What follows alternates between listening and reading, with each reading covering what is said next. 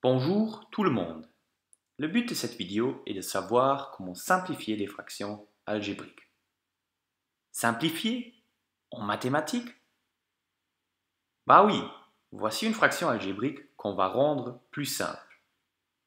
Et maintenant tu vas te dire, mon prof de maths m'a toujours dit que la première étape est d'écrire la condition d'existence. Eh ben, tu as raison. On va commencer à écrire la condition d'existence de cette première fraction algébrique. Pour que cette fraction algébrique existe, tu sais que son dénominateur ne doit pas s'annuler. Elle doit donc vérifier la condition 4a au carré, b exposant 4 doit être différent de 0. Comme tu es un expert des conditions d'existence, tu sais que cette condition est vérifiée si et seulement si a exposant 2 est différent de 0 et b exposant 4 est différent de 0. C'est-à-dire, cette condition d'existence s'écrit a différent de 0 et b différent de 0. Ainsi, pour tout a différent de 0 et b différent de 0, on est autorisé de simplifier cette fraction. Alors allons-y. Pour mieux visualiser la démarche, on va rajouter les symboles de la multiplication entre les facteurs du numérateur et entre les facteurs du dénominateur.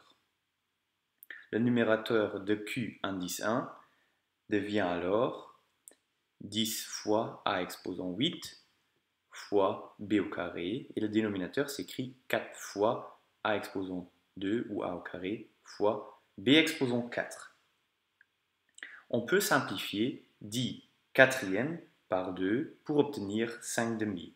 En outre, en appliquant la formule du quotient de puissance de même base, a exposant 8 sur a exposant 2 est égal à a exposant 6, et de la même façon, b exposant 2 sur b exposant 4 vaut 1 sur b exposant 2. Voici cette simplification. Enfin, nous obtenons donc 5a exposant 6 sur 2b au carré. Résumons. Pour tout a différent de 0 et b différent de 0, on peut rendre la fraction algébrique Q indice 1 beaucoup plus simple en écrivant 5a exposant 6 sur 2b exposant 4. Et je ne te mens pas si je dis que cette expression est vachement plus simple que l'expression de départ. D'où le nom simplification de fraction algébrique. Mais attention, cette simplification, elle est uniquement valable pour tout a différent de 0 et b différent de 0. Effaçons ce qu'on vient de développer et considérons un autre exemple de simplification. On considère Q indice 2 qui est égal à x plus 5 sur 25. Par quoi est-ce qu'on commence? Oui, tu as raison, on détermine la condition d'existence. Quelle est cette condition? Effectivement, le dénominateur ne doit pas s'annuler. Or, comme 25 est toujours différent de 0, cette inégalité est toujours vraie. Ainsi, le domaine de cette fraction algébrique est égal à tout l'ensemble R. Donc, pour tout x appartenant au domaine de Q indice 2, essayons de simplifier cette fraction algébrique. Comment procéder? Monsieur, je connais la réponse. On simplifie 5 et 25 par 5. Et alors, on obtient x plus 1 sur 5. Alors moi, je te dis, bravo, tu viens de montrer à tes collègues comment il ne faut pas le faire. La faute commise est celle qu'on ne peut seulement simplifier par un facteur commun au numérateur et au dénominateur. Mais 5 n'en est pas un.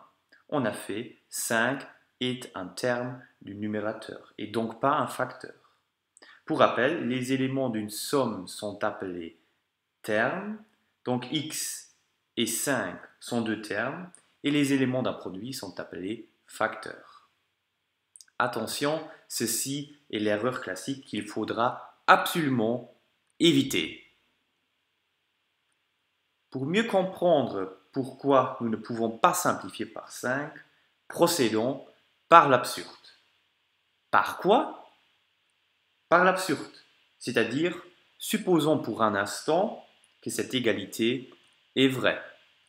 Elle est donc pour tout x dans le domaine de Q indice 2, c'est-à-dire dans R.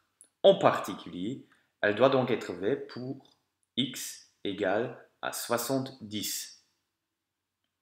Alors si x est égal à 70, alors Q indice 2 est égal à 70 plus 5 sur 25, c'est-à-dire 75 sur 25, ce qui est égal à 15 sur 5.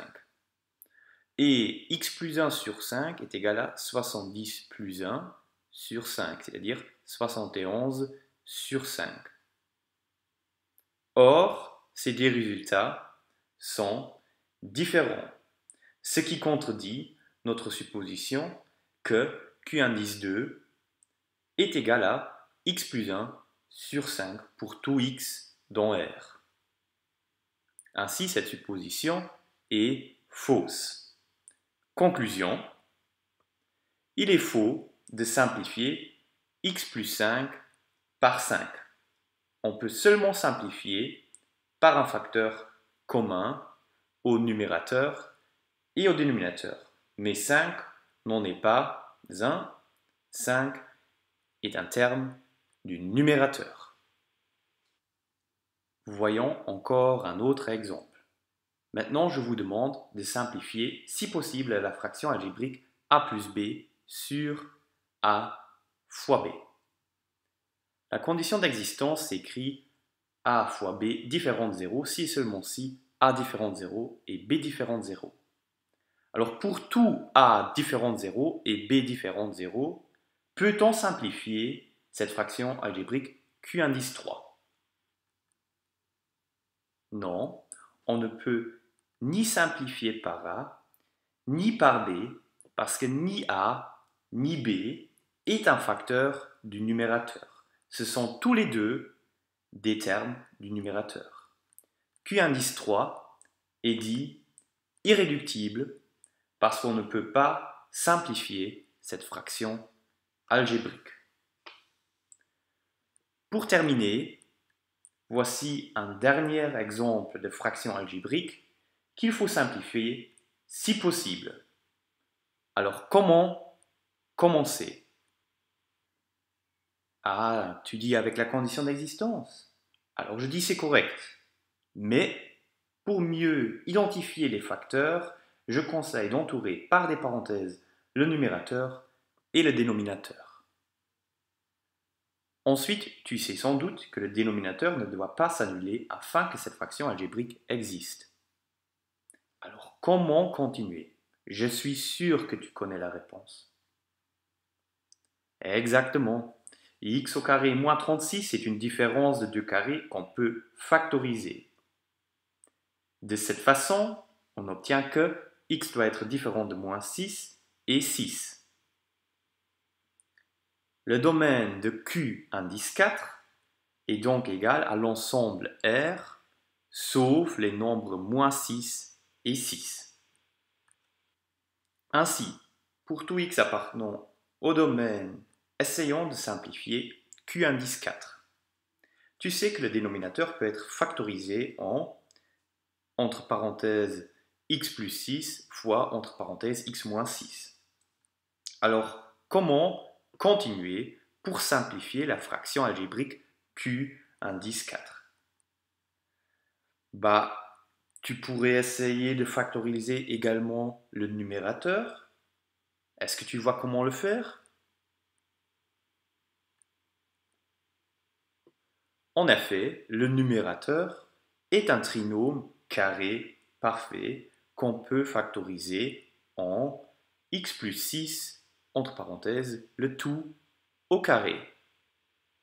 Or, x plus 6, le tout, entre parenthèses, et au carré, peut être écrit sous la forme x plus 6, entre parenthèses, fois x plus 6. Donc on multiplie l'expression x plus 6 par lui-même. Ainsi, tu peux simplifier le numérateur et le dénominateur de Q indice 4 par le facteur commun x plus 6. Au final, tu obtiens alors que, pour tout x appartenant au domaine de Q indice 4, Q indice 4 est égal à x plus 6 sur x moins 6. Et franchement, cette expression est plus facile, même beaucoup plus facile que l'expression de départ. Donc on a bien fait de simplifier.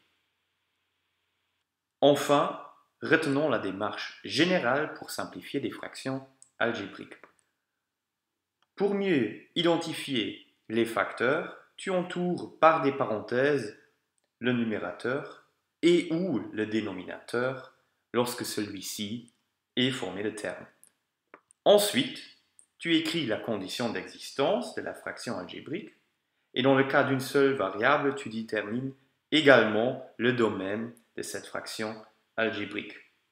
Puis, tu factorises le numérateur ainsi que le dénominateur. Le dénominateur, tu l'as déjà factorisé pour la détermination de la condition d'existence.